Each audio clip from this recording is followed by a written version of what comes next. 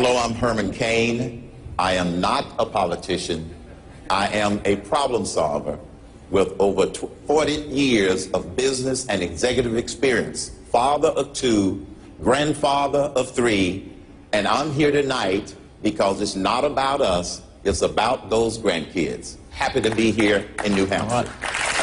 What would you do as President of the United States to create jobs? The thing we need to do is to get this economy boosted. This economy is stalled. It's like a train on the tracks with no engine. And the administration has simply been putting all of this money in the caboose. We need an engine called the private sector. That means lower taxes, lower the capital gains tax rate to 0, suspend taxes on repatriated profits, then make them permanent. Uncertainty is killing this economy. This is the only way we're going to get this economy moving, and that's to put the right fuel in the engine, which is the private sector. Address the concern of the gentleman who seems to think that at least some people in the Tea Party, maybe in their dissatisfaction, their anger at the president, are too negative, too critical.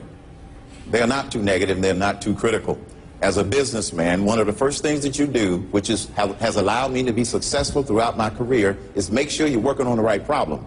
If we make sure we're working on the right problem, I will surround myself with the right people, and then we will put together the right plans that I'm going to take it to the people. I will be a president to do what's right, not what's politically right. And so if the other party disagrees, but the American people embrace those common sense solutions, that's how we get things done. So those experiences in the business world, managing large organizations with a very diverse constituency of the same skills that can help get the people involved and not exclude the people like this administration has done. Mr. Cain, I want to let you in quickly on this one. As a businessman who says your strength in this campaign as someone who's created jobs, to the question of right to work.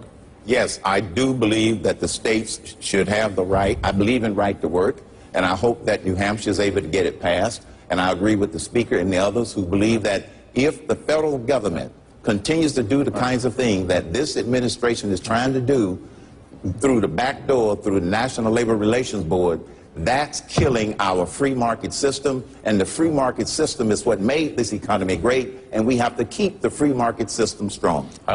We would expect to get an answer, less government is better. One of the questions we want to explore tonight is when. When do you reach that extraordinary moment where the government might want to do something? Mr. Cain, I want to ask you, because you're a businessman who initially at least supported the TARP program. Former Senator Judd Gregg of this great state of New Hampshire was one of the architects of that program during the late hours of the Bush administration. And you said, quote, we needed to do something drastic because we were facing a very drastic situation. I studied the financial meltdown and concluded on my own that we needed to do something drastic, yes. When the concept of TARP was first presented to the public, I was willing to go along with it. But then when the administration started to implement it on a discretionary basis, picking winners and losers, and also directing funds to General Motors and others that had nothing to do with the financial system, that's where I totally disagreed. The government should not be selecting winners and losers, and I don't believe in this concept of too big to fail. If they fail, the free market will figure out who's going to pick up the pieces. We would expect to get an answer, less government is better. One of the questions we want to explore tonight is when. When do you reach that extraordinary moment where the government might want to do something? Mr. Cain, I want to ask you, because you're a businessman who initially at least supported the TARP program. Former Senator Judd Gregg of this great state of New Hampshire was one of the architects of that program during the late hours of the Bush administration. And you said, quote, we needed to do something drastic because we were facing a very drastic situation. I studied the financial meltdown and concluded on my own that we needed to do something drastic, yes. When the concept of TARP was first presented to the public, I was willing to go along with it. But then when the administration started to implement it on a discretionary basis, picking winners and losers, and also directing funds to General Motors and others that had nothing to do with the financial system, that's where I totally disagreed. The government should not be selecting winners and losers, and I don't believe in this concept of too big to fail. If they fail, the free market will figure out who's going to pick up the pieces. Let me give you another topic that people say the federal government's too involved in, that's food safety. You worked in the business. Yes. You see the E. coli scare that's going on in Europe right now. You're trying to cut money. The FDA, other agencies that get involved in that are in front of you. What do you do?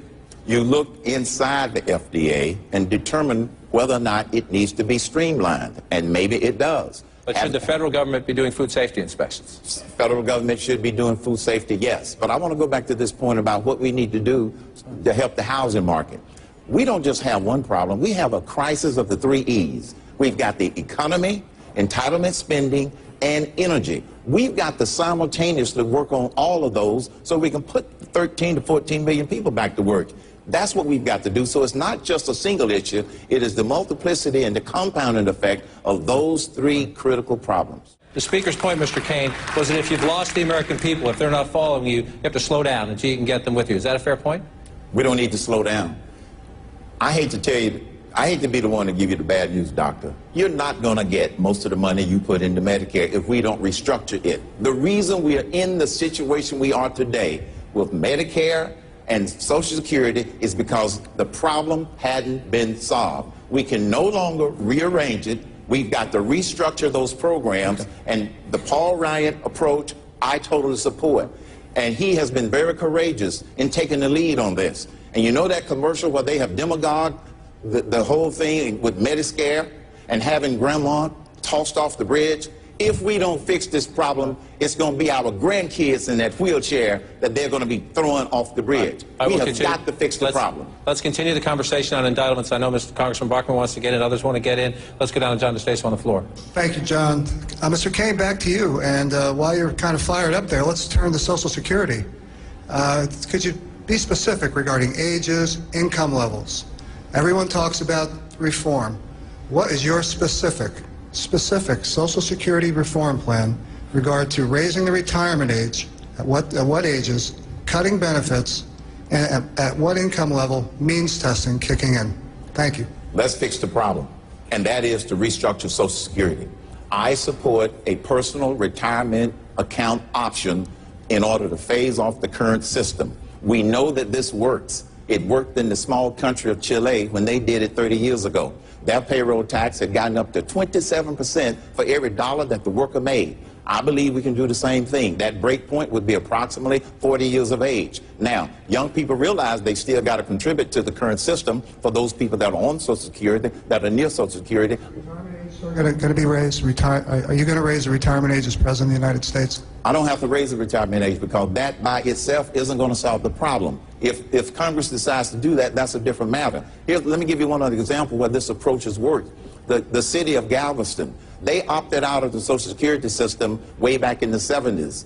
And now they retire with a whole lot more money. Why? For a real simple reason. They have an account with their money on it. What I'm simply saying is we've got to restructure the program using a personal retirement account option in order to eventually make it solvent. While we're on the topic of faith and religion, the next question goes to Mr. Cain. You recently said you would not appoint a Muslim to your cabinet, then you kind of backed off that a little bit and said that you would first want to know if they are committed to the Constitution. You expressed concern that, quote, a lot of Muslims are not totally dedicated to this country. Are American Muslims as a group less committed to the Constitution than, say, Christians or Jews? First, the statement was, would I be comfortable with a Muslim in my administration? Not that I wouldn't appoint one. That's the exact transcript. And I would not be comfortable because you have peaceful Muslims and then you have militant Muslims, those that are trying to kill us.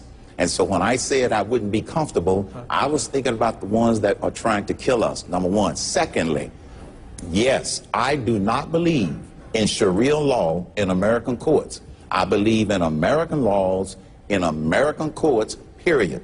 There have been instances in New Jersey. There was an instance in Oklahoma where Muslims did try to influence court decisions with Sharia law. I was simply saying very emphatically, American laws and American courts. So on that point, Governor Romney, let me come to you with this. On that point, what Mr. Cain is saying that he would have, what my term, not his, a purity test or a loyalty test. He would want to ask a Muslim a question or a few questions before he hired them, but he wouldn't ask those questions of a Christian or a Jew. Sorry. No, you are restating something that I did not say, okay? If I may, okay? Let's make it clear. When you interview a person for a job, you look at their work record, you look at their resume, and then you have a one-on-one personal interview. During that personal interview, like in the business world or anywhere else, you are able to get a feeling for how committed that person is to the Constitution, how committed they are to the mission of the organization. But when I asked you this question the other night, though, you said that you would want to ask a Muslim those questions, but you didn't think you would have to ask them to a Christian or a Jew. I would ask certain questions, John, and it's not a litmus test. It is simply trying to make sure that we have people committed to the Constitution first, in order for them to work effectively in the administration. Are you a George W. Bush Republican, meaning a constitutional amendment to ban same-sex marriage, or a Dick Cheney Republican, who, like I believe the Congresswoman just said, says this should be made, this decision, same-sex marriage, should be a state's decision? State's decision. Ask another question. The Obama administration is in the process, and Leon Panetta, as the new defense secretary, will implement essentially the repeal of Don't Ask, Don't Tell. So gays will be allowed to serve openly in the military. I want to ask each of you, and again, if we can be quickly, because then we want to get to the voters' questions. If you become president of the United States, now gays are allowed to serve openly in the military. Would you leave that policy in place, or would you try to change it? Go back to Don't Ask, Don't Tell, or something else? If I had my druthers, I never would have overturned Don't Ask, Don't Tell in the first place. Now that they have changed it, I wouldn't create a distraction trying to turn it over as president. Our men and women have too many other things to be concerned about rather than have to deal with that as a distraction. Let's look at solving the real problem, okay? Immigration is 4 problems, not 1. This is why we keep kicking the can down the road. Secure the borders. Get serious about securing the borders. Number 2, enforce the laws that are already there. Number 3, promote the path to citizenship like this lady did by cleaning up the bureaucracy. And here's how we deal with the illegals that are already here. Empower the states to do what the federal government hasn't done, won't do, and can't do. Then we won't be getting into the problem that was raised. We are a compassionate nation. Of course they're going to get care, but let's fix the problem. Take 30 seconds, please. Just give people who might say, he's a businessman, he has no experience in government. How would you look at your responsibilities? Draw that line, vital U.S. national interest as Commander-in-Chief. It starts with making sure that we understand the problem, which I don't think we did. We didn't have the intelligence. Number 2, is it in the vital interest of the United States of America? And if the answer is no, then we don't go any further. If it's not in the vital interest of America. To paraphrase my grandmother, with the situation in Libya and many of these other situations, they are not simple situations. It's a mess. It's just an absolute mess, and there's more that we don't know than we do know, so it'll be very difficult to know exactly what we do until, like others have said, we learn from the commanders in the field. Thank you, John. Hi, Mr. Cain. This one's for you. Public opinion polls consistently result in low approval ratings for Congress as a whole, and early polls show a lack of enthusiasm for this field of candidates. Most of you will say that you don't watch polls, but shouldn't you pay attention to public sentiment? And aren't these polls a direct reflection of what voters are and are not looking for? Yes, I happen to believe that the polls do represent a barometer because it's way too early. Secondly, probably a lot of the people don't know us yet because it's still real early in the process. So as people get to know us more and more, I think they're going to find that this really is a good field of candidates, at least in my opinion. But the people that know the most about everybody up here, they don't see this as a weak field, and neither do I.